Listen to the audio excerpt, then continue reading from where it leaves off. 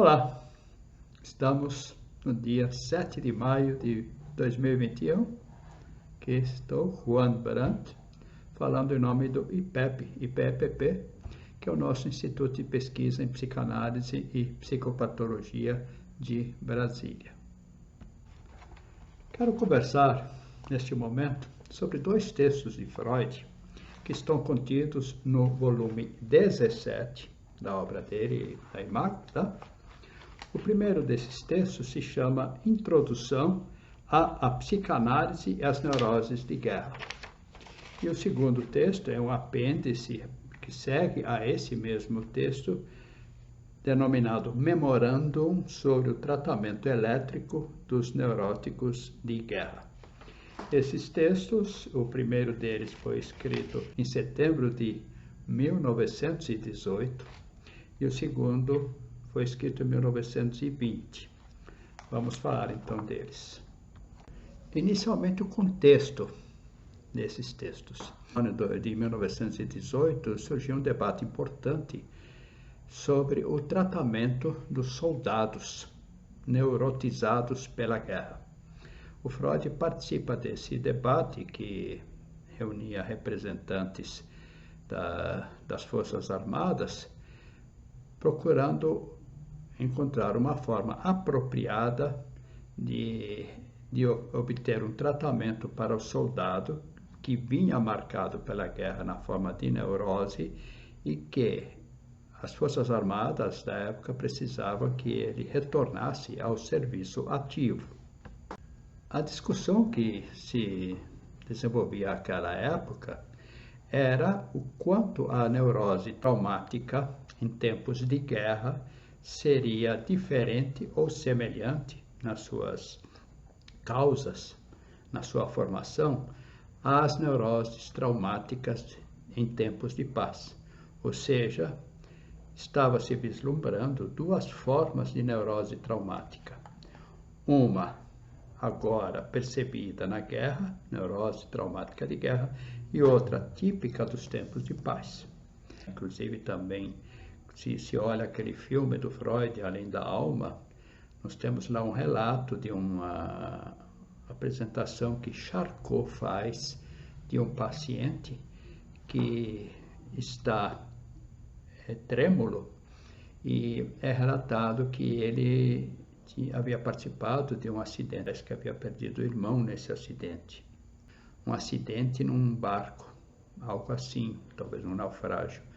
E ele teria ficado marcado por esse evento.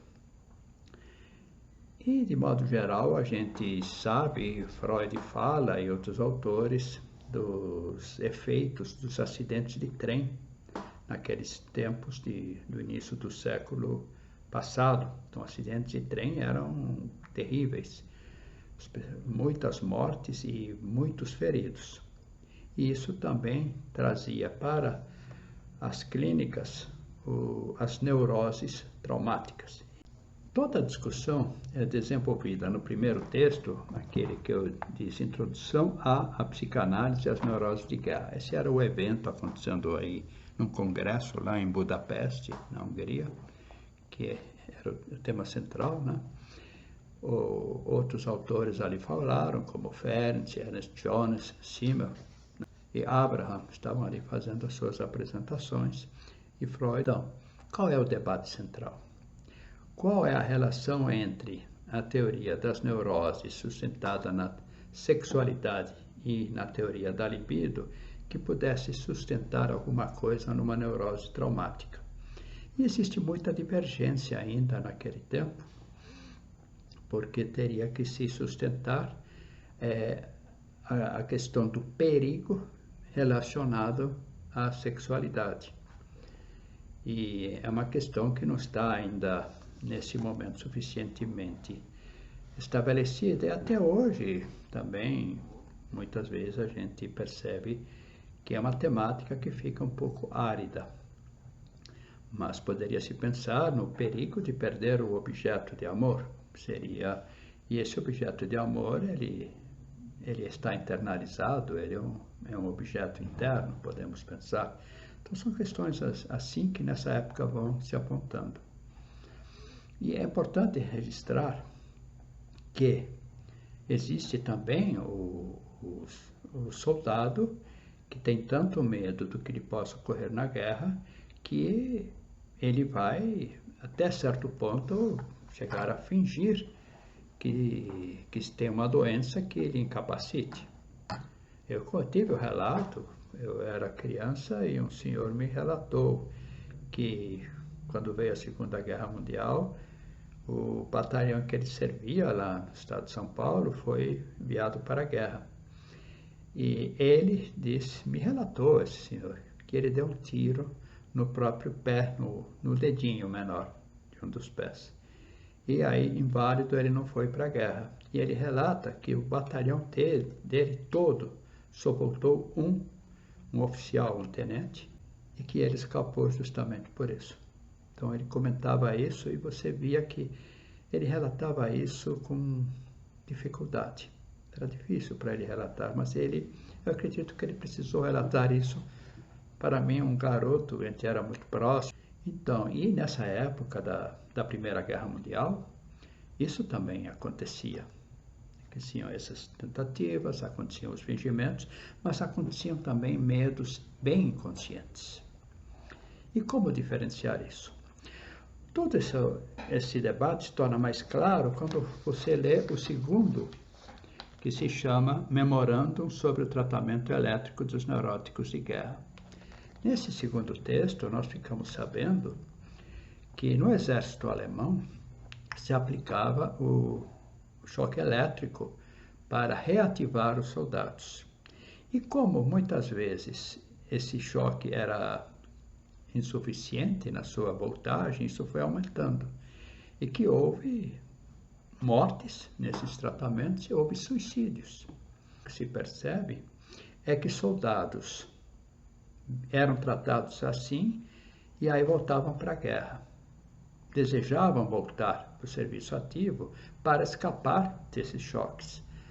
Só que chegando no combate, como ficava distante o tratamento agressivo, cruel, eles preferiam voltar para o tratamento cruel do que ficar na guerra. Só que voltavam e daí preferiam voltar para a guerra. Ou seja, sempre uma coisa de fuga. Uma outra coisa que fica claro pela leitura dos dois textos é que as neuroses traumáticas de guerra desapareceram, pode-se dizer, totalmente quando veio a paz. Ou seja, são neuroses que perduram enquanto está a guerra. Então, é uma questão do enquanto existe o perigo, expectativa de enfrentar o perigo. Esse é um aspecto interessante. Então, o soldado na guerra, de repente, para escapar da guerra, ele desenvolve uma neurose para escapar dela, depois ele desenvolve uma forma diferente, uma forma de que está bem, para escapar do tratamento. Olha só a ambivalência que surge nesse sujeito para lidar com isso. Eu gostaria também de até reproduzir aqui, na introdução à psicanálise e às neuroses de guerra, no momento o Freud diz, alguns dos fatores que a psicanálise havia reconhecido e descrito há muito tempo ao trabalhar com neuroses em tempo de paz, aí ele põe um travessão e diz, a origem psicogênica dos sintomas, a importância dos impulsos instintuais inconscientes, o papel desempenhado ao lidar com os conflitos mentais pelo ganho primário de estar doente, a fuga para a doença. E observou-se estar igualmente presentes nas neuroses de guerra. Ou seja, alguma coisa está nas suas neuroses. Só que os efeitos são diferentes, porque a neurose de guerra, traumática de guerra, ela desaparece ao terminar a guerra. Outro ponto interessante, ele faz um relato, uma referência ao que o Karl Abraham havia falado nesse mesmo congresso. Ele disse, o artigo de Abraham propicia uma boa prova do conflito, que foi reconhecido também pelos autores ingleses e americanos citados por Ernest Jones. E aí ele diz, o conflito é entre o velho ego pacífico do soldado e o seu novo ego bélico. e torna-se agudo tão logo o ego pacífico compreende que perigo corre ele de perder a vida devido à temeridade do seu recém-formado e parasítico duplo. Um duplo, porque você deve atuar de dois modos.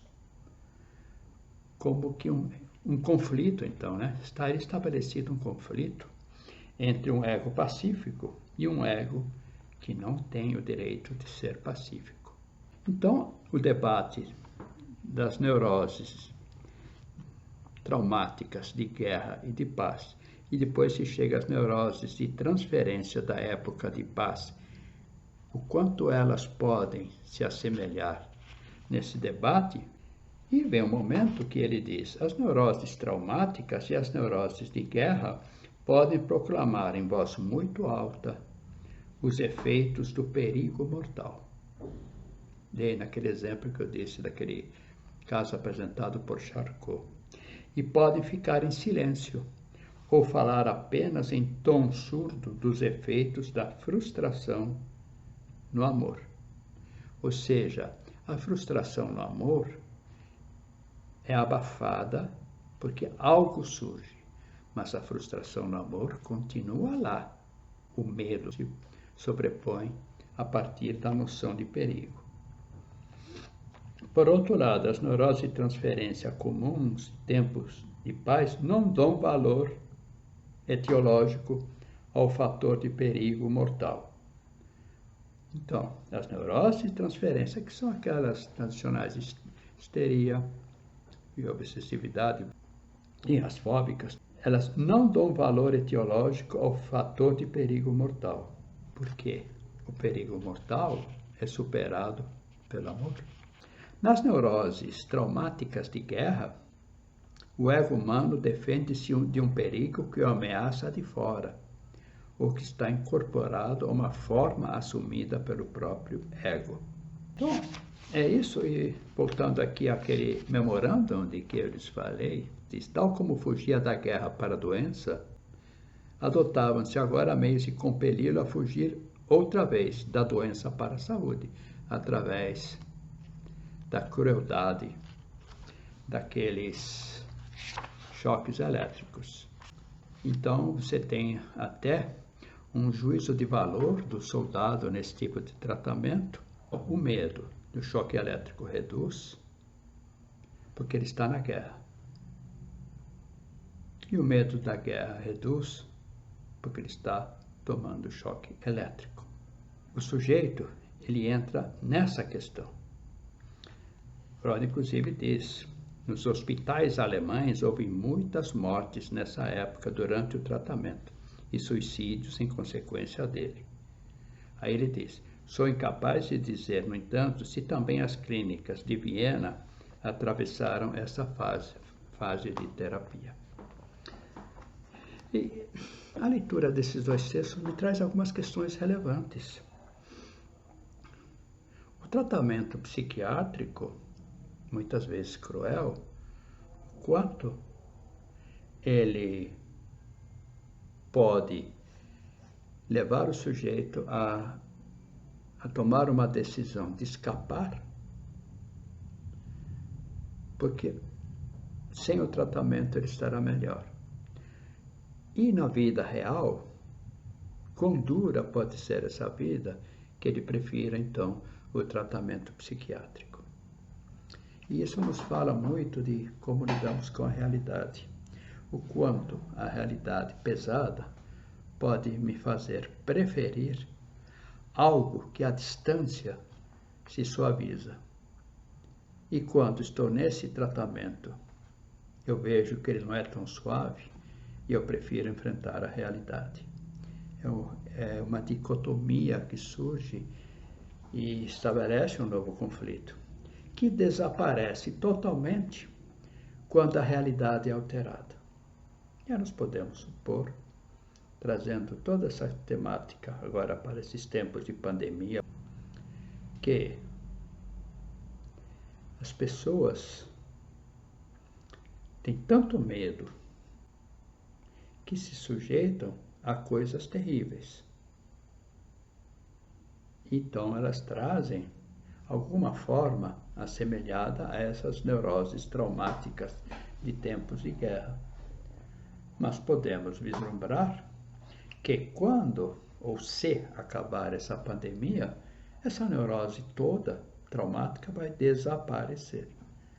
Isso nos leva à seguinte questão: o quanto neste momento nós estamos confundindo no atendimento de nossos pacientes as neuroses tradicionais, que tem aquela etiologia construída em tempos de paz, neuroses de transferência ou traumáticas de tempos de paz, e ficamos querendo talvez misturar o tratamento dessa neurose traumática de tempo de guerra, que é a da pandemia, quando ela efetivamente vai desaparecer quando passar a pandemia.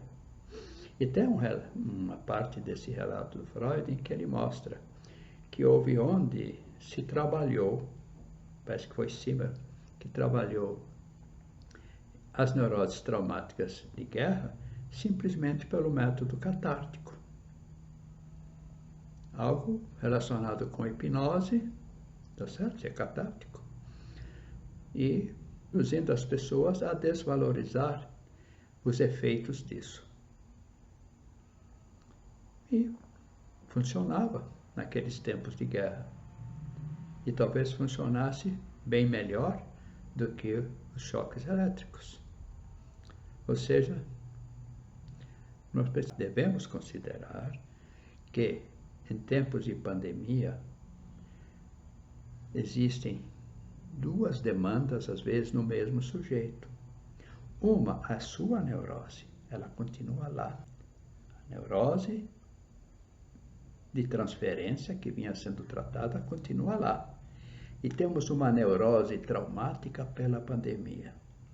Esta é temporária e devemos tratá-la como temporária, até certo ponto. Evidentemente, claro que se ela cria raízes em cima das neuroses de transferência, vamos ter que ver como é que isso se relaciona. Então era isso que eu tinha. Obrigado por me acompanharem. Até uma próxima oportunidade. E acessem o nosso site psicanálise-ipepp.com. Obrigado.